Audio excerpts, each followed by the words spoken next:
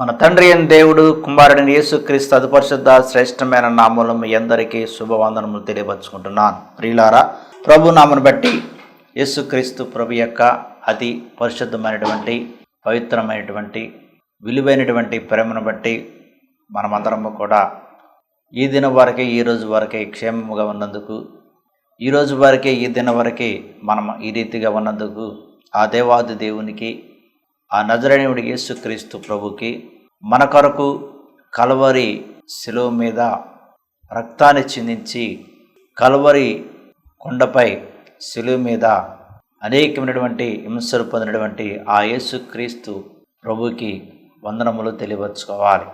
ప్రియులారా, యేసుక్రీస్తు ప్రభు తన యొక్క శిష్యులకి ఒక చక్కని మాట చెప్పి ఉన్నాడు.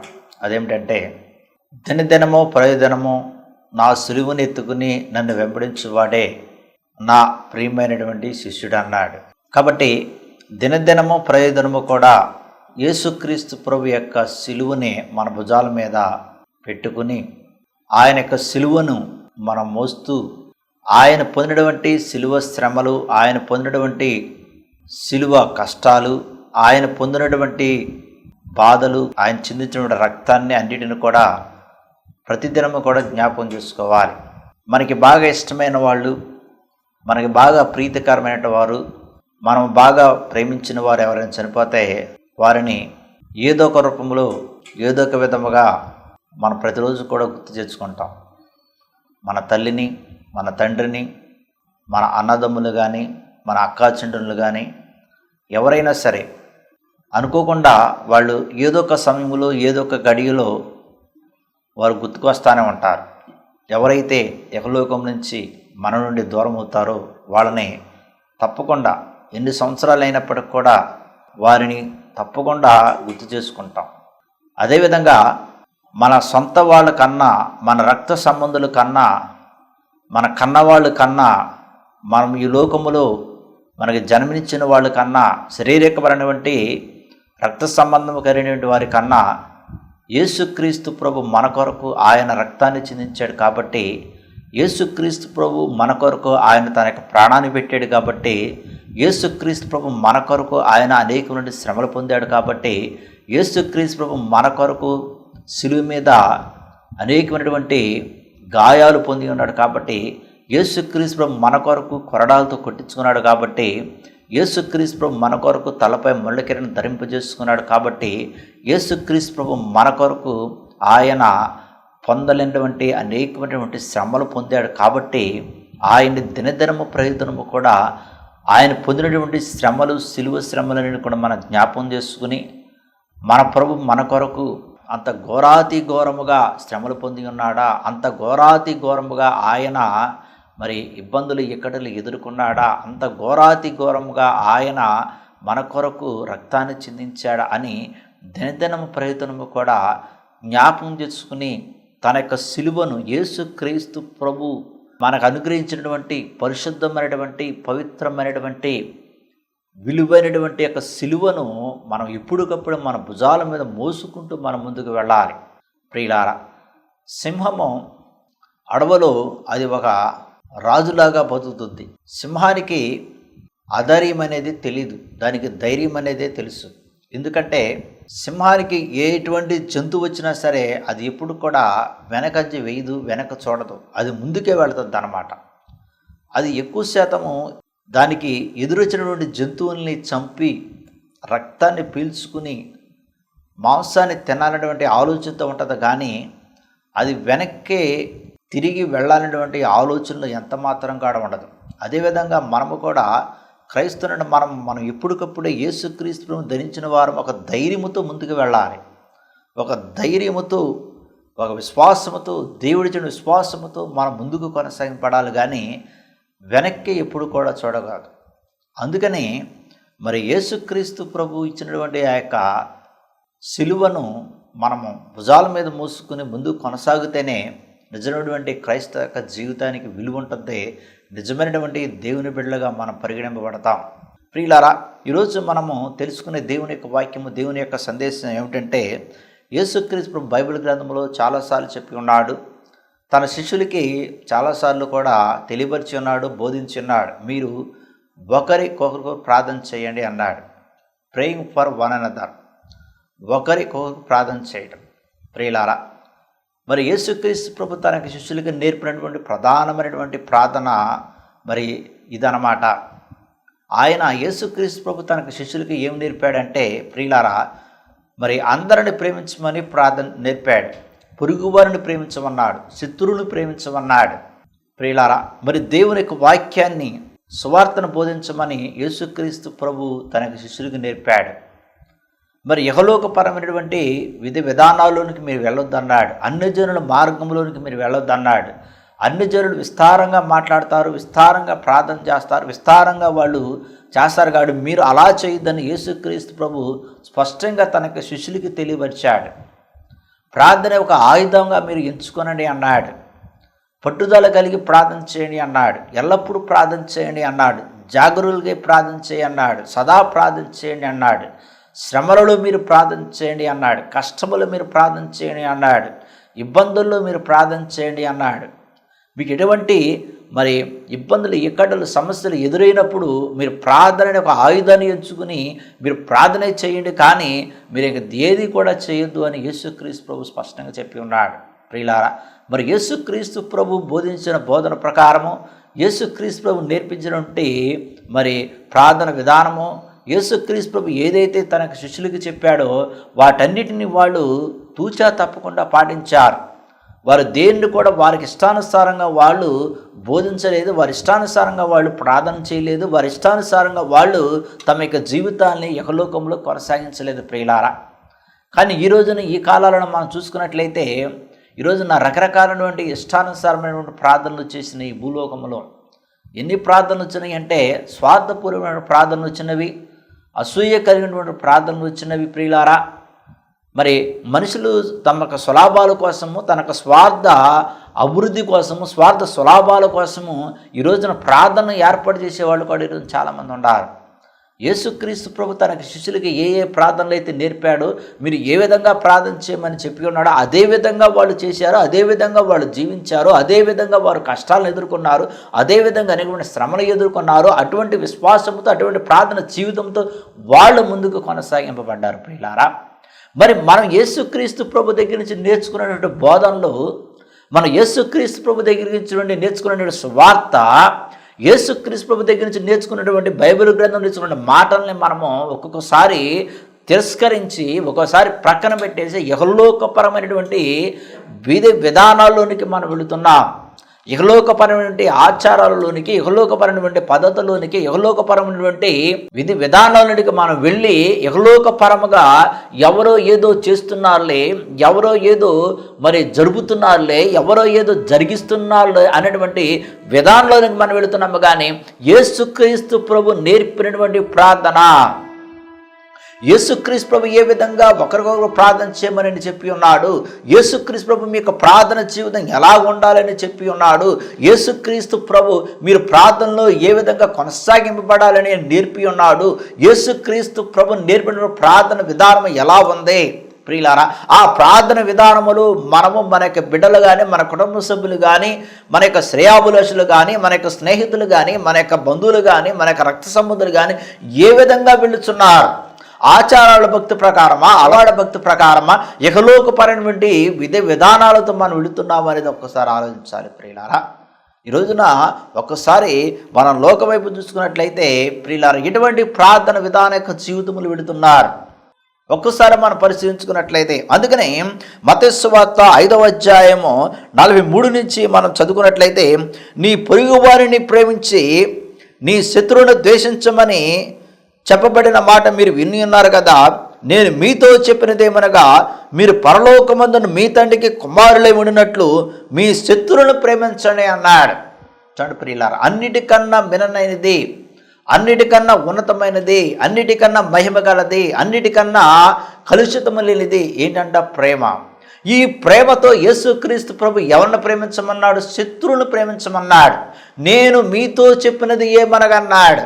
చూడండి ప్రియులారా, అదే నీ పొరుగు వారిని ప్రేమించి నీ శత్రువును ద్వేషించమని చెప్పిన మాట మీరు విని ఉన్నారు కదన్నాడు. అది ఎప్పుడు విని ఉన్నారు, ఏ కాలంలో విని ఉన్నారు, ఏ రోజుల్లో విని ఉన్నారు, ఏ దినాలలో విని ఉన్నారు, ఏ యుగములో విని ఉన్నారు ప్రియులారా, ఏ యొక్క శతాబ్దంలో విని ఉన్నారు ఆ మాట? ఒకసారి మనం ఆలోచించాలి. కంటికి కన్ను, పొంటికి పన్ను, దెబ్బకు దెబ్బ, చెంపకు దెబ్బకు దెబ్బ. అది ఏ యొక్క యుగములు, ఏ యొక్క కాలములు, ఏ యొక్క రోజుల్లో, ఏ యొక్క మరి శతాబ్దములు అది దేవుడు చెప్పాడు, దేవుడు నేర్పాడు. కానీ ఈ రోజున యేసుక్రీస్తు ప్రభువు యొక్క శకము ప్రారంభించిన తర్వాత, యేసుక్రీస్తు ప్రభు యొక్క కాలము ప్రారంభించిన తర్వాత ఆయన ఎంటైర్గా అంటే పూర్తిగా సమస్తం అంతా కూడా ఆయన మార్చేసి ఉన్నాడు. పాత నిబంధన ఒకలాగా ఉంటుంది, క్రొత్త నిబంధన వచ్చేసిన మరోలాగా ఉంటుంది ప్రియులారా. పాత నిబంధనలు మరి పోల్చుకుంటే కొత్త నిబంధనకి దానికి దీనికి ఎటువంటి సంబంధం ఉండదు, అసలు సంబంధం కూడా లేదన్నమాట ప్రియులారా. పాత నిబంధనకి క్రొత్త నిబంధనకి ఏమైనా సంబంధం ఉంటుందంటే ఏమి సంబంధం లేదు. పాత నిబంధనలు జీవించే విధానం వేరు, పాత నిబంధనలు ఆచారాలు వేరు, పాత నిబంధనలు పద్ధతులు వేరు, పాత నిబంధనలు దేవుడు నేర్పినటువంటి విధి విధానాలు వేరు. కొత్త నిబంధనకు వచ్చేసి యేసుక్రీస్తు ప్రభు అంటే తండ్రి కుమారుడి ద్వారా ఒక కొత్త బాధన, ఒక నూతన బాధన, ఒక నూతన శకాన్ని, ఒక నూతన శతాబ్దాన్ని, ఒక నూతన కాలాన్ని, ఒక నూతనమైనటువంటి ప్రార్థన విధానాన్ని, ఒక నూతనమైన బోధన ఆయన తీసుకొచ్చాడనమాట. ఎందుకని దేవుడు యొక్క నూతనమైన బోధన తన కుమారుడు ద్వారా తీసుకొచ్చాడు అంటే ప్రియులారా, పాత నిబంధనలో దేవుడు అనేకమైన ప్రవక్తలను ఏర్పాటు చేసుకున్నాడు, అనేక మంది రాజులను ఏర్పాటు చేసుకున్నాడు, అనేక మంది యాజకులను ఏర్పాటు చేసుకున్నాడు, అనేక మందిని ఏర్పాటు చేసుకుని తన యొక్క ప్రజలందరూ కూడా తన దగ్గరికి రావడానికి, తన దగ్గరికి తీసుకురావడానికి ఎన్నో ప్రయత్నాలు చేశాడు. అయినప్పటికి కూడా వాళ్ళు రాలేకపోయారు. దేవుడు మనం ఒక్కసారి ఆలోచించుకున్నట్లయితే, ఆది కాండం నుంచి కూడా పరిశీలించుకున్నట్లయితే, దేవుడు ఇజ్రాయెల్ ప్రజల్ని తన యొక్క ప్రజల్ని తన దగ్గర రావడానికి ప్రియులారా ఎంతగా మరి ప్రయత్నం చేశాడో, ఎంతగా ఆయన మార్పులు చేర్పులు అన్నీ కూడా చేసుకుంటూ వచ్చాడో, అయినప్పటికి కూడా ఈ యొక్క ప్రజలు దేవుని నుండి దూరం అయిపోయి, దేవుని తిరస్కరించి, దేవుని యొక్క మాటను లెక్క చేయకుండా, పెడచెవును పెట్టకుండా పాపభూమిలో పడిపోయి యహలోకపరమైనటువంటి ఆచారాలతో, యహలోకపరమైనటువంటి విధి విధానాలతో వెళ్ళిపోయినప్పుడు దేవుడు మరొక ప్రణాళికతో తన కుమారుడు ద్వారా ఏర్పాటు చేశాడు ప్రియులారా. తన కుమారుడి ద్వారా మరొక ప్రణాళికతో నిజంగా మన పాత నిబంధనలు ఏ విధంగా అయితే ఇజ్రాయెల్ ప్రజలు జీవించారో, పాత నిబంధనలు ఏ విధంగా అయితే ఆయా తెగల వారు, ఆ యొక్క జాతుల వారు, ఆ యొక్క వర్గాల వారు జీవించారు, అదేవిధంగా మనము కూడా అదే పద్ధతిలో అదే విధంగా జీవిస్తే మన యొక్క జీవితాలు ఎలా ఉండేవి? యేసుక్రీస్తు ఒక నూతనమైనటువంటి బోధన యొక్క భూలోకానికి తీసుకురాకపోతే మన యొక్క జీవితాలు కానీ, మన యొక్క తాత ముత్తాతల యొక్క జీవితాలు కానీ ఎలా ఉండేవి? ఒకసారి ఆలోచించుకుందామా? మరి అన్నాడు దేవుడు ఇజ్రాయెల్ ప్రజలను అనేకమైనటువంటి కోరాడు, అనేకమైన బలును కోరాడు ప్రియులారా. అనేకమైనటువంటి రక్త బలుని, పాపహార బలిని, కృతజ్ఞత బలిని, పశ్చాత్తాప బలిని ఆయన కోరాడు, అనేకమైనటువంటి కోరాడు. కానీ కొత్త నిబంధన ద్వారా ఏ బలిని కూడా కోరలేదు. తనకు కుమారుణ్ణి మన అందరికి ఒక బలి నర్పించి ఆయనది శ్వాసంతో జీవించండి అన్నాడు. నా కుమారుని యొక్క భూలోకానికి నేను పంపి ఉన్నాను, నా కుమారులు నేనున్నాను, నాలో నా కుమారుడు ఉన్నాడు. ఎవరైతే ఆయనది శ్వాస ఉంచుతారో వారు నా యందు శ్వాస ఉంచినట్లే, ఎవరైతే నా కుమారుని ఎరిగి ఉంటారో వారు నన్ను ఎరిగినట్లే, ఎవరైతే నా కుమారుని శ్వాస ముందు జీవిస్తారో వారు నా యందు శ్వాస ముందు జీవించినట్లనే స్వయంగా తన యొక్క కుమారుడి ద్వారా ఆయన కొత్త బోధన, నూతన బోధన తీసుకొచ్చాడు. అందుకని యేసుక్రీస్తు ఏం చెప్పాడు ఇక్కడ? నీ పొరుగువారిని ప్రేమించి నీ శత్రువుని ద్వేషించమని చెప్పిన మాట మీరు విని ఉన్నారు కదా అన్నాడు. చూడండి, విని ఉన్నారు. ఎప్పుడు విని ఉన్నారు? ఏ కాలంలో విని ఉన్నారు? ఏ రోజుల్లో విని ఉన్నారు? ఏ దినాలలో విని ఉన్నారు? ఏ శకములో విని ఉన్నారు? ఏ యొక్క యుగములో విని ఉన్నారు? ఏ యొక్క శతాబ్దములో విని ఉన్నారు ప్రియులారా. అందుకని యేసుక్రీస్తు ఏమన్నాడంటే, నేను మీతో చెప్పినది ఏమనగా అన్నాడు, మీరు పరలోకమందున మీ తండ్రికి కుమారులై ఉన్నట్లు. చూడండి, పరలోకమందున్న మన యొక్క తండ్రికి కుమారులై ఉన్నట్లు అంటే ఈ మాటలు ఎవరి ద్వారా వచ్చినవి? ఈ మాటలు ఎక్కడి నుంచి వచ్చినాయి అంటే తండ్రి ద్వారా వచ్చినవి. అందుకనే కుమారుడు స్వయంగా తండ్రి గురించి సంబోధించచ్చు, తండ్రి గురించి చెప్పుచు ఆయన తండ్రికి కుమారులే ఉన్నట్లుగా అన్నాడు. చూడండి ప్రియులారా, యేసుక్రీస్తు ప్రభు చాలాసార్లు బైబిల్ గ్రంథాలు చెప్పి ఉన్నాడు, నా అంతటికి నేను ఏమి బోధించట్లేదు అన్నాడు. నా తండ్రి ఏదైతే నాకు తెలియపరిచాడో, ఏదైతే నాకు బోధించాడో అదే నేను మీకు బోధిస్తున్నాను, కానీ నా అంతటికి నేను ఏమీ కూడా బోధించట్లేదు అన్నాడు ప్రియులారా. తండ్రి స్వయంగా కుమారుల్లో ఉండి, కుమారులు తండ్రి కుమారుడు పరిశుద్ధాత్మ ముగ్గురు ఏకమైపోయి, కుమారులు ఏకమైపోయి కొత్త బోధని, నూతన బోధని ఎవరి కొరకు తీసుకొచ్చారంటే మన కొరకు తీసుకొచ్చారు ప్రియులారా. ఎందుకని తీసుకొచ్చారు అంటే మనం రక్షించటానికి, మనల్ని కాపాడటానికి, మన దేవుని దగ్గరికి వచ్చి తన బిడ్డలుగా, తన కుమారులుగా, తన యొక్క పిల్లలుగా జీవించడానికి. చూడండి ప్రియులారా, మన పాపమును క్షమించి మన యొక్క పాప జీవితంలో నుంచి ముక్తిని విడుదల కలగ చేయడానికి, మనం చేసే ప్రతి ఒక్క పాపాన్ని క్షమించి శిక్ష లేకుండా, చూడండి ప్రియులారా, చిట్ట చివరికి చనిపోయే సమయంలో కూడా పశ్చాత్తాపడితే ఆయన క్షమించే, చిట్ట చివరికి కొన ప్రాణములో ఉన్నప్పుడు కూడా ఒక్కసారి మన దేవునికి ప్రార్థన చేసి ప్రభువా నన్ను క్షమించని అడిగితే ఆయన క్షమించే దేవుడు. కాబట్టి మన పాపముల నుండి కూడా కడిగి వేసి మనల్ని పరలోక రాజ్యములు తీసుకెళ్ళటానికి కుమారుడి ద్వారా తండ్రి ఈ భూలోకములో ఒక క్రొత్త బాధను తీసుకొచ్చాడు ప్రియులారా. ఇది చాలా ఒక అద్భుతమైనది, చాలా ఆశ్చర్యకార్యమైనది. ఇది ప్రతి ఒక్కరు కూడా తెలుసుకోవాల్సిందే ఉంది. ఇహలోకపరమైన బోధన కాదు, ఇహలోకపరమైనటువంటి విధి విధానాలు జీవించడానికి కాదు. అందుకని యేసుక్రీస్తు ప్రభు స్పష్టంగా చెప్పి ఉన్నాడు, పరలోకమందర తన తండ్రికి కుమారుడే ఉండినట్లు మీ శత్రువులను ప్రేమించండి, మిమ్మల్ని హింసించు వారికి ప్రార్థన చేయండి అన్నారు. మిమ్మల్ని హింసించు వారి కొరకు ప్రార్థన చేయండి అన్నాడు. చూడండి, ఎవరి కొరకు ప్రార్థన చేయమన్నాడు? ఎవరైతే మిమ్మల్ని హింసిస్తారో, ఎవరైతే మిమ్మల్ని నాశనం చేయాలనుకుంటారో, ఎవరైతే మీకు వినాశనాన్ని కోరుకుంటారో, ఎవరైతే మీ యొక్క బాగుబోగులను కోరుకోరు, ఎవరైతే మీ యొక్క నష్టాన్ని కోరుకుంటారో వారి కొరకు మీరు ప్రార్థన చేయండి అంటున్నాడు. యేసుక్రీస్తు ప్రభు కూడా శత్రువుల కొరకు ప్రార్థన చేశాడు, ఆయన హింసించిన వారి కొరకు ప్రార్థన చేశాడు, ఆయన కొరడాలతో కూడిన వారి కొరకు ప్రార్థన చేశాడు, ఆయన తలపై ముళ్ళకిరణి పెట్టిన వారి కొరకు ప్రార్థన చేశాడు, ఆయన ముఖంపై ఉమ్మేసిన వారి కొరకు ప్రార్థన చేశాడు, ఆయన చేతులపై కాళ్ళపై మేకులతో కొట్టిన వారి కొరకు ప్రార్థన చేశాడు, ఆయన యొక్క ప్రకటింపులు బల్లెముతో పొడిచిన వారి కొరకు ఆయన ప్రార్థన చేశాడు. చూడండి ప్రియులారా, ఆయన ప్రార్థన చేశాడు. చూడండి, మన దేవుడు మనకన్నా ముందే ఆయన శత్రువుల కొరకు ప్రార్థన చేసి ఆయన మనకు బోధించాడు ప్రియులారా.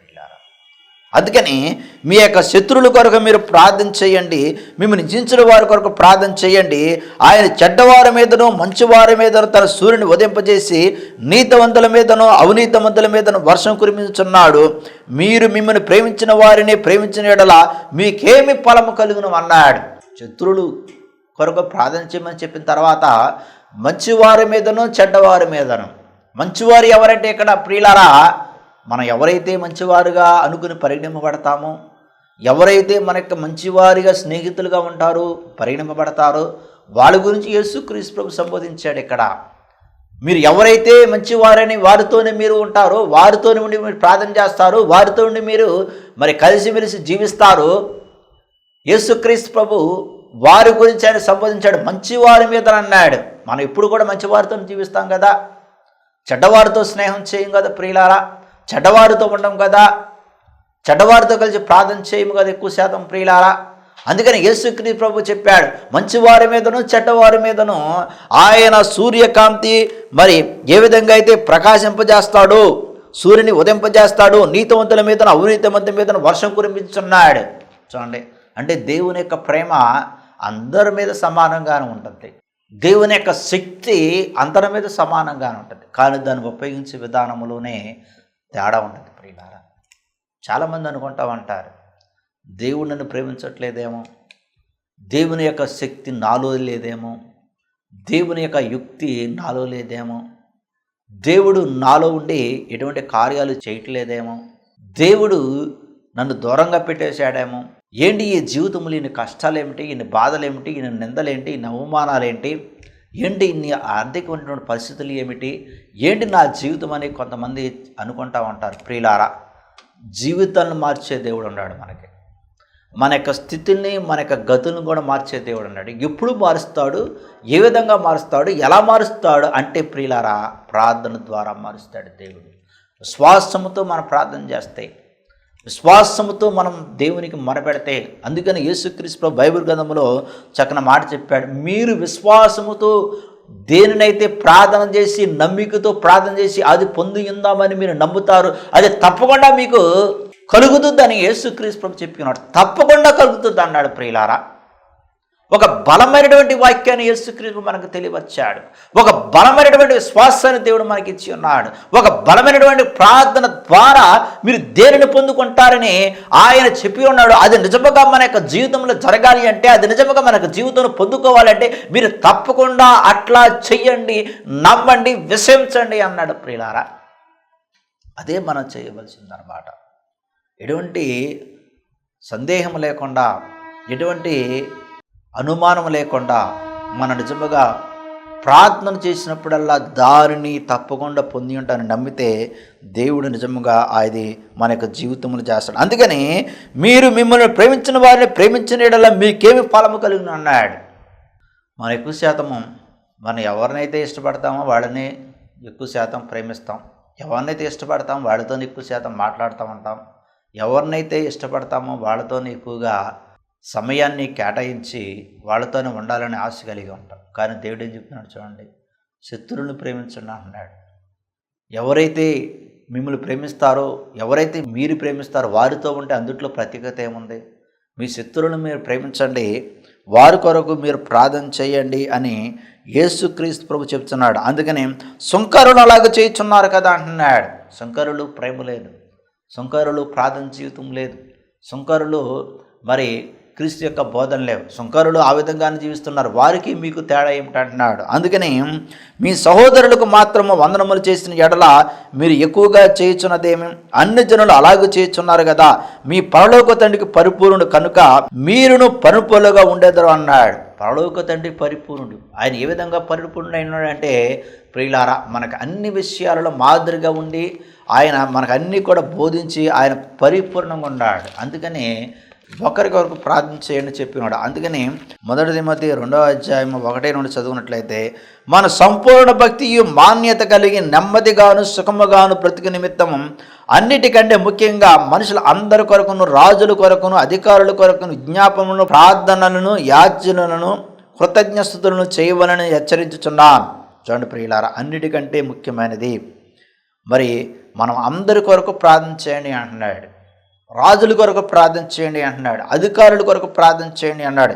విజ్ఞాపనను, ప్రార్థనను, యాచనను, కృతజ్ఞస్తుతులు తెలియపరచండి అన్నాడు. మరి మనం దినదినం ప్రయత్నం ఎవరి కొరకు ప్రార్థన చేస్తున్నాం? దినదినం ప్రయత్నం ఎవరి కొరకు మనం మొరపెడుతున్నాం? దినదినం ప్రయత్నం ఎవరి కొరకు ప్రార్థన చేసుకుని మనం జీవిస్తున్నాం? మన సొంత అవసరాల కొరకు ప్రార్థన చేస్తున్నాం, ఎక్కువగా మన సొంత కుటుంబం కొరకు ప్రార్థన చేస్తున్నాం, మన బిడ్డల కొరకు ప్రార్థన చేస్తున్నాం.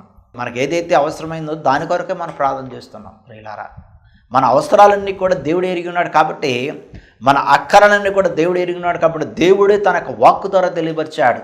మీ అవసరాలను, మీ అక్కలను ఎరిగిన వాడిని నేనే అన్నాడు. మీ యొక్క స్థితిగతులను కూడా ఎరిగిన వాడిని నేనే అన్నాడు. మీకు ఎటువంటి అవసరం ఉందో అది నాకు తెలుసు కాబట్టి మీ అవసరాలను నేను తీరుస్తాను. సమయాన్ని బట్టి, కాలాన్ని బట్టి మీరు ఇతరుల కొరకు ప్రార్థన చేయండి అన్నాడు. మీ సహోదరుల కొరకు ప్రార్థన చేయండి, శత్రువుల కొరకు ప్రార్థన చేయండి, ఇరుగు పొరుగు వారి కొరకు ప్రార్థన చేయండి అని దేవుడు తన యొక్క వాక్కు ద్వారా తెలియపరిచాడు. ప్రియులారా, అందుకని యాకోబు పత్రిక 5:16 మనం చదువుకున్నట్లయితే, మీ పాపములను ఒకనితోనొకడు ఒప్పుకొనుడి, మీరు స్వస్థ పొందినట్లు ఒకని కొరకు ఒకడు ప్రార్థన చేయండి అంటున్నాడు. చూడండి ప్రియులారా, మీరు స్వస్థత పొందినట్లు ఒకరికొకరు ఒకరు ప్రార్థన చేయండి అన్నాడు. నీతిమంతుని విజ్ఞాపనం మౌనపూర్వకమైతే బహు బలము గలదే ఉండును అంటున్నాడు. మీరు ఒకరికొకరు ప్రార్థన చేయండి అంటున్నాడు. ఎంతమంది ఒకరికొకరు ప్రార్థన చేస్తున్నాం? ఎంతమంది ఎన్నిసార్లు ఒకరికొకరు ప్రార్థన చేస్తున్నాం? ప్రియులారా, మన యొక్క బలహీనతలను బట్టి, మన యొక్క శక్తియుక్తులను బట్టి, మన యొక్క స్థితిగతులను బట్టి, మన యొక్క పరిస్థితులను బట్టి, మన యొక్క ఇబ్బందులను బట్టి, మన ఇక్కట్లను బట్టి, మన కష్టాలను బట్టి, మన యొక్క బాధలను బట్టి, మన యొక్క నిందలను బట్టి, మన యొక్క అవమానాలను బట్టి ఎంతమంది ఒకరికొకరికి ప్రార్థన చేస్తున్నాం? మీరు స్వస్థత పొందినట్లు అన్నాడు. స్వస్థత పొందినట్లు ఒకరి కొరకు ఒకరు ప్రార్థన చేయండి అంటున్నాడు. ఈరోజున లోకం వైపు, లోక విశ్వాసుల వైపు, లోకంలో జరుగుతున్న విధి విధానాలు చూసుకున్నట్లయితే అబద్ధ సాక్ష్యాలు చెప్పేవాళ్ళు ఎక్కువ మంది అయిపోయారు. అబద్ధ బోధకులు ఎక్కువైపోయారు. అబద్ధ సాక్ష్యాలు కూడా చెప్పేవాళ్ళు ఎక్కువ మంది అయిపోయారు. లేనిపోని సాక్ష్యాలన్నీ, కల్పితమైన సాక్ష్యాలు కూడా చెప్పేవాళ్ళు ఎక్కువ మంది అయిపోయారు. ప్రియులారా, దేవుడు మనకు ఒక శక్తినిచ్చాడు. యేసుక్రీస్తు ప్రభు బైబిల్ గ్రంథంలో ఎక్కడ కూడా చెప్పలేదు, మీరు నా నామములు కొంతమంది స్వస్థత చేస్తారు, అక్కడ చేస్తారు, ఇక్కడ చేస్తారు, మీరు అక్కడికి వెళ్ళండి, ఇక్కడికి వెళ్ళండి అని చెప్పలేదు. యేసుక్రీస్తు ప్రభు ఎక్కడ కూడా తన శిష్యులు కూడా తెలియపరచలేదు, బోధించలేదు. ప్రియులారా, ఇది యహలోకం పరమైనటువంటి విధి విధానాల వల్ల యహలోకములో మనుషులు తమ యొక్క సొంత స్వలాభాల కొరకు, తమ యొక్క సొంత అవసరాల కొరకు, తమ యొక్క స్వార్థపూరితమైన బోధనల వల్ల వాళ్ళు ఆ విధంగా బోధించుకుంటూ, వాళ్ళు ఆ విధంగా మరి చేసుకుంటూ వెళుతున్నారు. అది క్రీస్తు యొక్క బోధన కాదు, క్రీస్తుకి వ్యతిరేకమైన బోధన అన్నమాట అది. ఈరోజు చాలామంది విశ్వాసులు ఎక్కడో ఏదో జరుగుతుందని వెళ్ళేవాడు చాలామంది ఉన్నారు. క్రీస్తు ప్రభు ఎక్కడో లేడు, మన యొక్క హృదయంలోనే ఉన్నాడు, మన యొక్క జీవితంలోనే ఉన్నాడు. విశ్వాసాన్ని యేసుక్రీస్తు ప్రభు ఎక్కడో పెట్టలేదు, ఏ చర్చిలోనే పెట్టలేదు, ఏ మందిరంలో పెట్టలేదు, లేదా ఏ ఊరిలో పెట్టలేదు, ఏ పట్టణంలో పెట్టలేదు, మన యొక్క హృదయంలో పెట్టాడు. ఆవగింజంత విశ్వాసం ఉంటే చాలు నీ యొక్క జీవితంలో అద్భుతాలు జరుగుతాయి అన్నాడు. ఆవగింజ విశ్వాసం ఉంటే చాలు అన్నాడు. ఆవగింజ విశ్వాసం ఎక్కడ పెట్టాడు యేసుక్రీస్తు ప్రభు?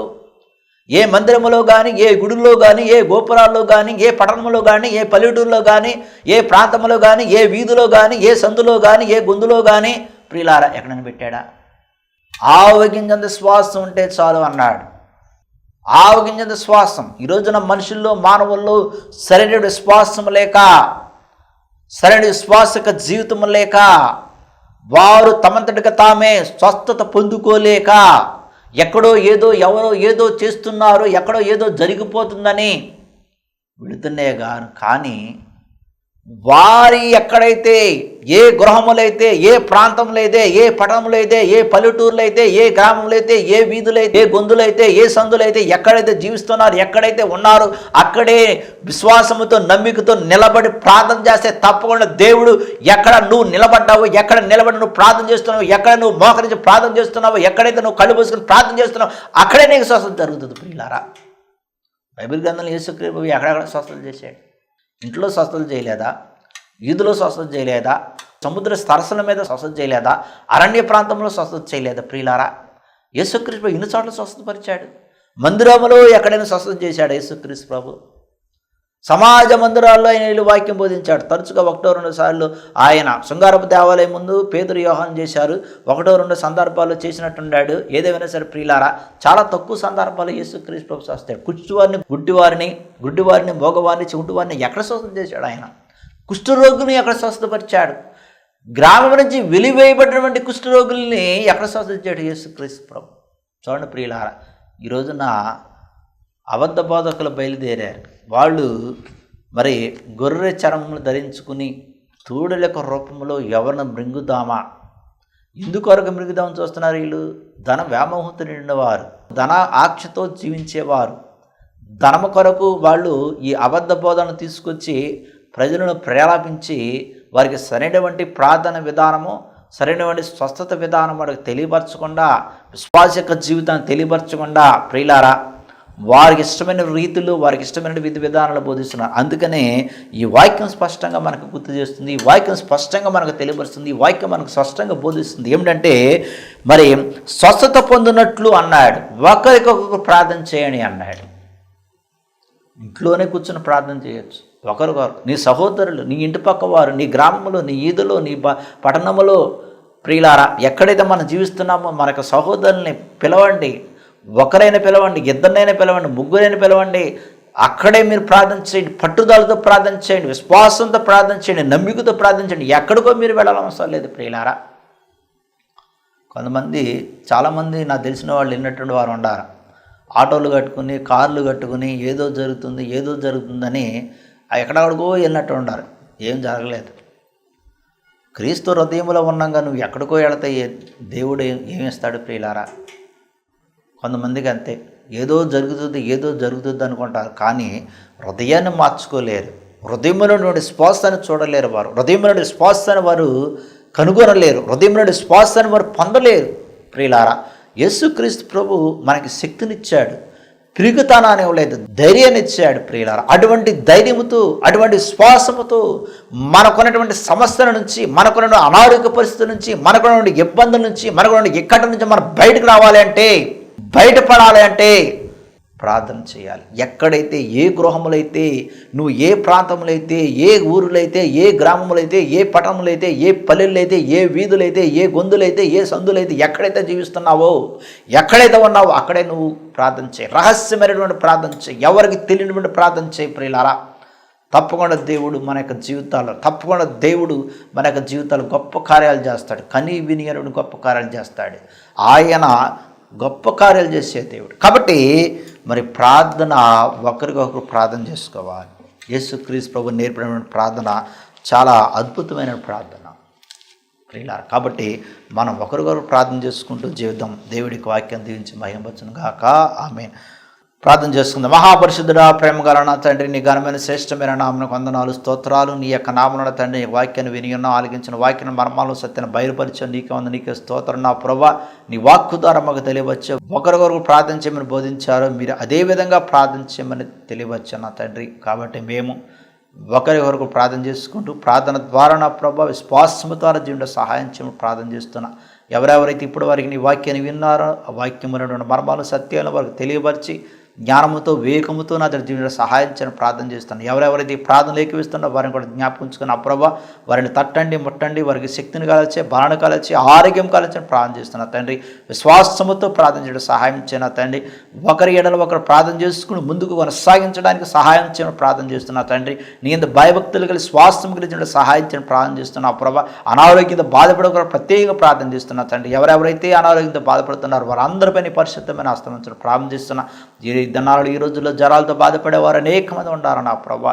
టైఫాయిడ్ జ్వరాలతో నా తండ్రి, డెంగ్యూ జ్వరాలతో నా ప్రభా, ఇదిగో నా తండ్రి, ఇంకా అనేక మంది వ్యాధులతో, బాధలతో నా తండ్రి బాధపడేవారు ఉన్నారు. ఎవరు ఏ స్థితిలో ఉన్నారు, ఎవరు ఏ వ్యాధితో బాధపడుతున్నా నీకే తెలుసు నా తండ్రి. వ్యాధులను తొలగించే దేవుడు నువ్వే, స్వస్థపరిచే దేవుడు నువ్వే, అద్భుతాలు చేసే దేవుడు నువ్వే, ఆశ్చర్య కార్యములు చేయగల దేవుడు నువ్వే. కాబట్టి నా ప్రభా ఒక్కొక్కరిని తట్టండి, ముట్టండి, శక్తిని కాల్చే, బలాన్ని కాల్చే, ఆరోగ్యం కాల్చని ప్రార్థన చేస్తున్నా తండ్రి.